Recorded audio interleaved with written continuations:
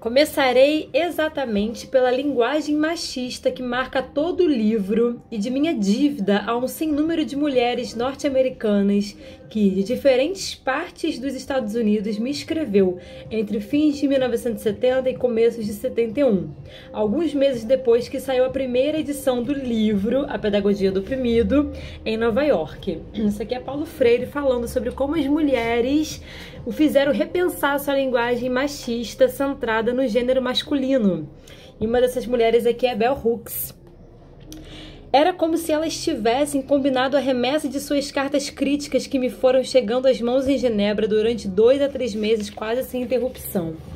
De modo geral, comentando o livro, o que lhes parecia positivo nele, a contribuição que lhes trazia à sua luta, falavam invariavelmente do que consideravam em mim uma grande contradição.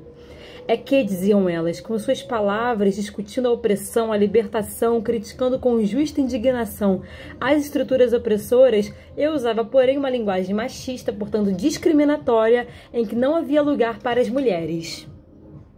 Quase todas as que me escreveram citavam um trecho ou outro do livro, como que agora, por exemplo, escolheu o mesmo. Desta forma, aprofundando a tomada de consciência da situação, os homens se apropriam dela como realidade histórica, por isso mesmo capaz de ser transformadas por eles.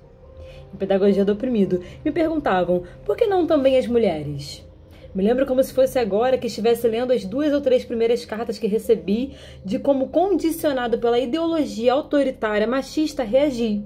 E é importante salientar que, estando nos fins de 1970 e começo de 71, eu já havia vivido intensamente a experiência da luta política, já tinha 5 a 6 anos de exílio, já havia lido um mundo de obras sérias, mas, ao ler as primeiras críticas que me chegavam, ainda me disse ou me repeti o ensinado na minha meninice. Ora, quando falo homem, a mulher necessariamente está incluída.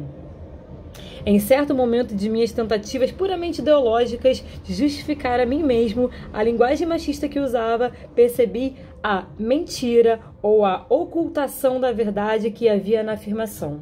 Quando falo homem, a mulher está incluída.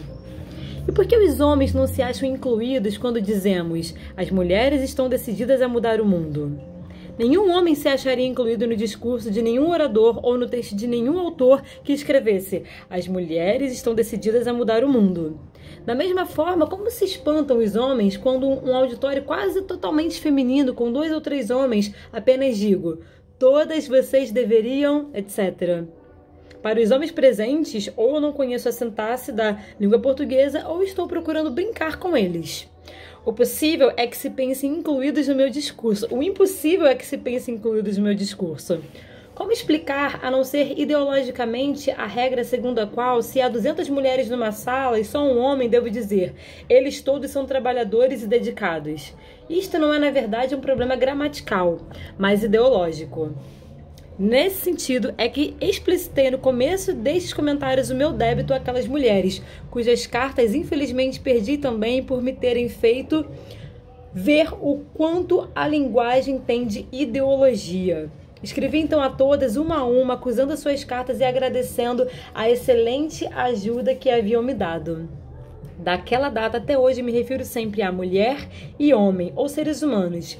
Prefiro, às vezes, enfrear a frase, explicitando, contudo, minha recusa à linguagem machista. Enfrear a frase, explicitando, contudo, a minha recusa à linguagem machista. Agora, ao escrever Pedagogia da Esperança, em que repenso a alma e o corpo da pedagogia do oprimido, solicitarei das casas editoras que superem a sua linguagem machista. E não se diga que este é um problema menor, porque na verdade é um problema maior. Não se diga que, sendo fundamental a mudança do mundo malvado, sua recriação no sentido de fazê-lo menos perverso, a discussão em torno da superação da fala machista é de menor importância, sobretudo porque mulher não é classe social. A discriminação da mulher, expressada e feita pelo discurso machista e encarnada em práticas concretas, é uma forma colonial de tratá-la, incompatível, portanto, com qualquer posição progressista de mulher ou homem, pouco importa. Mais pra frente, mudar a linguagem faz parte do processo de mudar o mundo.